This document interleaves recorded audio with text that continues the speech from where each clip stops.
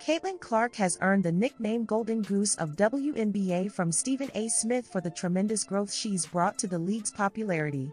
Well, the statistics her arrival brought were nothing short of extraordinary, but fans indeed had a sense of the kind of impact she would have, especially given the influence she wielded during her college days at Iowa. Now, with Clark in the WNBA, the effect she has had on college basketball's popularity is becoming even more apparent, particularly in Iowa's game viewership. It's a noticeable contrast to what one of her Iowa teammates believed before the season opener. Sports Media Watch released a comprehensive report analyzing viewership trends and statistics across various sports, including women's college basketball. The Sports Media Watch report highlighted Programming Insider's report that ESPN2 averaged 209,000 viewers for last Sunday's Iowa-Virginia Tech game, which was the Hawkeyes' first Nielsen-rated game on television this season. Last season, the same matchup also served as Iowa's first game on ESPN's network and drew 583,000 viewers, that too on a Thursday night. This marks a noticeable decline of a staggering 64%. The obvious caveat? Caitlin Clark's absence from Iowa's roster this season. In 2023-24, when Caitlin Clark was leading the charge for Iowa, her team's victory over Nebraska in the Big Ten Women's Basketball Tournament final set a new benchmark.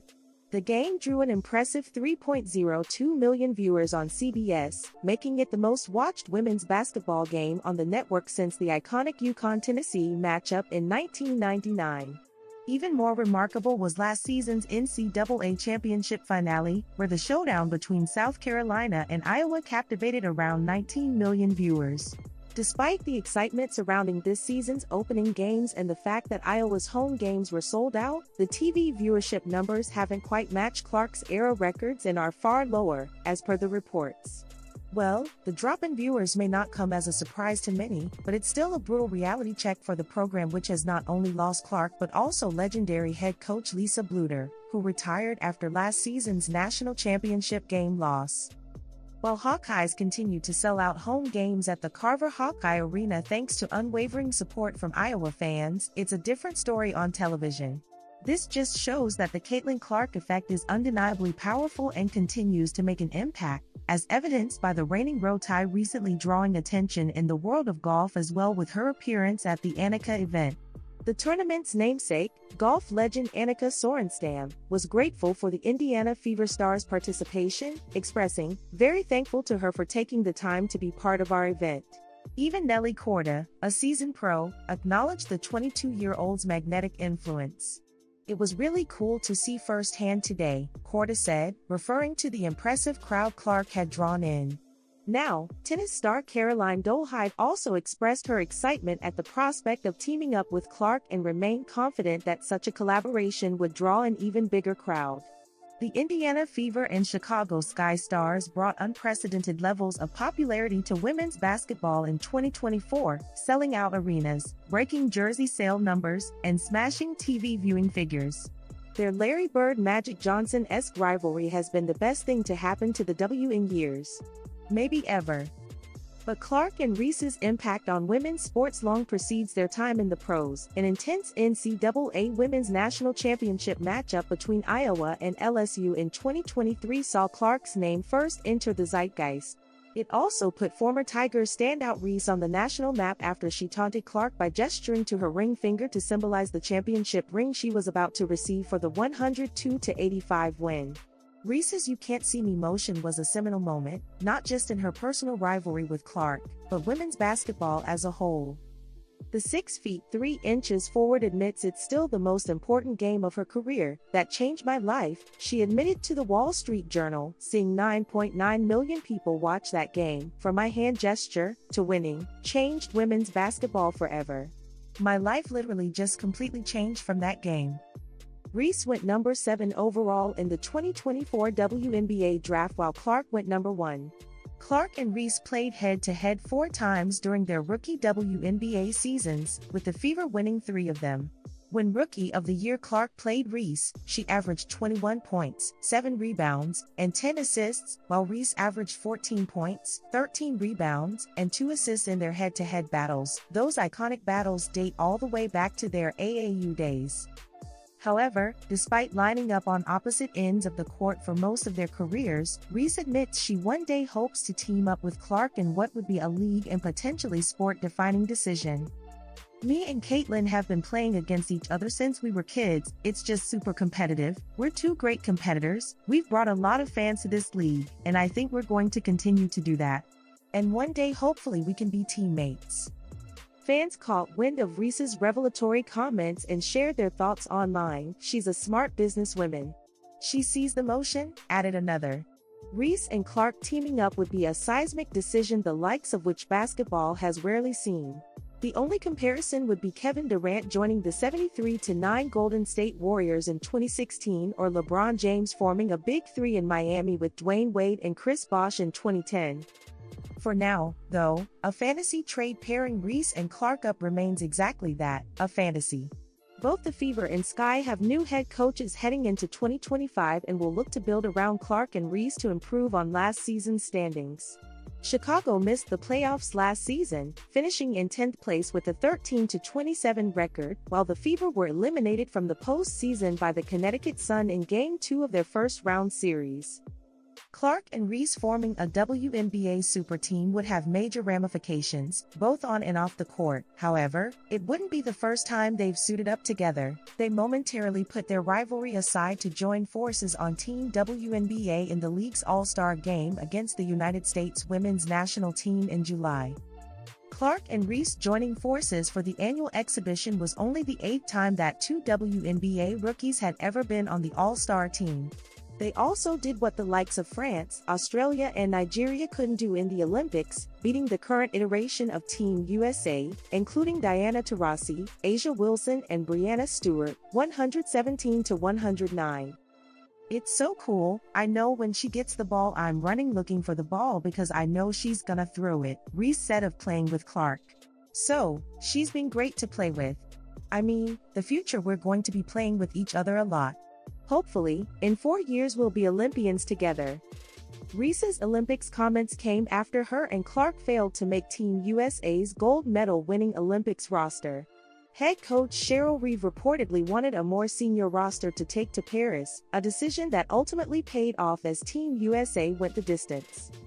They may have missed out on the 2024 team, but Clark and Reese will be shoo-ins for LA 28, barring injuries or a catastrophic drop-off in form. Clark and Reese will be 26 and 28 respectively in 2028 when the Los Angeles Summer Games roll around, and could easily have multiple WNBA championships and MVPs under their belts by then, potentially on the same team, while just about hitting their primes. That's still 4 years away, though. Right now, both players have their sights firmly fixed on the WNBA and, potentially at least for Reese, new rival 3-on-3 basketball league Unrivaled. Reese has already committed to the league, which offers participants equity and features 36 WNBA players on 6 different teams. The league tips off in January in Miami and runs for 8 weeks, including the playoffs. 32 of the 36 roster spots have already been filled by a plethora of WNBA superstars, and everyone is waiting for Clark to declare whether she intends to play in it or not. If she does, we might see her and Reese on the same team sooner than expected. With 2023 WNBA Coach of the Year Stephanie White now with the Indiana Fever, the table is set for Caitlin Clark to have a massive second year. The reigning Rookie of the Year took the league by storm in 2024, setting high expectations for the remainder of her career. On top of her Rookie of the Year award, Clark was honored with a first-team All-WNBA nomination. She became the first rookie to receive the recognition since Candace Parker in 2008. Clark is also just the second member of the Fever to be selected to an All-WNBA team, joining team legend Tamika Catchings. That being said, there is a lot for both Clark and White to work with moving forward. White will begin her second stint with the team in 2025 after coaching the Fever to 2 playoff appearances in 2015 and 2016. In her first year as Indiana's head coach, White took the team to the WNBA Finals in a season that still stands as the most successful in franchise history. This prediction is not as bold for a player like Clark, who was already in the conversation as a rookie. It is already fairly apparent that she is the best point guard in the league, as evidenced by her first-team All-WNBA nomination. In 2024, Clark finished fourth in the final MVP voting behind Brianna Stewart, Nafisa Collier, and unanimous winner Asia Wilson. In her brief stint with the Sun, White coached Alyssa Thomas to 2 top-5 finishes in the end-of-season MVP voting results. Perhaps more importantly, essentially every key player for Connecticut saw a substantial statistical improvement under her guidance. White is clearly one of the league's best at developing young talent and getting the best out of her players. For Clark, the key to her taking home the award will be the success of the Fever. Ending the year with another 20-20 record isn't enough. Indiana does not have to be the #1 overall team, though that wouldn't hurt, but finishing in the top half of the league is a must. The talent is all there for Clark. An MVP award is almost an inevitability for her, it is just a matter of when it happens. White is the coach to round out her edges. Offensively, there is not a lot to dislike about Clark's game. Her shooting numbers were low at the beginning of her professional career, but after the Olympic break, she single-handedly powered Indiana into becoming the best defense in the league. Her main issues have always been on defense. As a rookie, Clark posted a 106.6 defensive rating. That number was the worst mark of any point guard who started more than 20 games in 2024. There is a lot to work on with Clark's defense at this point in her young career, and asking her to become an elite defender in year 2 is unreasonable. The good news is that White has always been a defensive-minded coach. All of her teams have been above average defensively and thrive in transition. Dejounte Carrington, whose 4th-year leap led to an All-Defense nomination and winning the 2024 Most Improved Player award, was the embodiment of a Stephanie White guard. Clark will never be Carrington on the defensive end, but she has the physical ability to be better than she has been. Her focus for the 2024 offseason needs to be on the weight room as an undersized guard. If she can do that, she is already an above-average rebounder who has shown flashes of quick hands. She doesn't have to be Gary Payton, she just needs to improve enough to avoid being targeted each trip down the court. No player in WNBA history has ever averaged a triple-double. There have only been 46 of them all-time, and Thomas has the most with 15. In her first year with White, she came the closest to averaging a triple-double with 15.5 points, 9.9 rebounds, and 7.9 assists per game. She also set the record for the most triple-doubles in a season that year with 5. This is not to say that Clark will pull off a Russell Westbrook-like year, but it is not hard to imagine that she can get close. As a rookie, Clark put up 19.2 points, 5.7 rebounds, and 8.4 assists per game. That is about as close as a rookie can get in this league. To get closer, Clark will obviously need to improve on her rebounding. She has the obvious potential to do so, with the career 7.1 rebounds per game in college. If Clark treats the offseason properly and sets up camp in the weight room, the rebounds will come easier to her in 2025. At the end of the day, Clark will not average a triple-double. No player has ever even averaged double-digit assists per game in a season. There has also never been a player like Clark before. She will get much closer than most may want to believe. Pair this prediction with our belief that Clark will break Courtney Vandersloot's record for most assists per game in a WNBA season. Indiana Fever star Caitlin Clark brought both her skills and humor to the LPGA Pro-Am at the Annika on Wednesday at Pelican Golf Club in Bel Air, Florida. Known for her talent on the basketball court, Clark recently hinted jokingly that she might be shifting her focus to professional golf during her WNBA offseason. However, her lighthearted attitude toward her golf game was on full display after a rough start in front of a packed gallery. In front of a large crowd at the number 3 tee, Clark shanked a shot but quickly laughed it off, telling the spectators, "It's not fair, I should be able to move up," per Scott Agnes of Fieldhouse Files on X, formerly Twitter. The quip drew laughter from the crowd, showing Clark's willingness to embrace her amateur status in a field of golf professionals. Clark, a self-described average golfer with a handicap of around 16, has acknowledged her limited golfing experience despite a passion for the sport. She admitted that while she enjoys hitting the links, her results are mixed at best. "I'm strong, and I can hit it," Clark said at the LPGA Women's Leadership Summit, as reported by Mark Schlabach of ESPN. "It just usually doesn't go straight. The Fever star is paired with notable golf figures for the event, including world number 1 Nelly Korda on the front 9 and 10-time major champion Annika Sorenstam on the back 9. Despite playing alongside some of the sport's best, Clark said that her focus remains on enjoying the experience and her number 1 goal. You just step up there and hope for the best. I just don't want to hit anyone with a golf ball. That's my number 1 priority, she said. Just have fun with it. This isn't super serious. There were so many people that would kill to be in my position or in my shoes. This is not Clark's first foray into the world of professional golf events. She participated in a Pro-Am at the PGA Tour's John Deere Classic in 2023, where she played with rising star Ludvigo Barja and Iowa native Zach Johnson.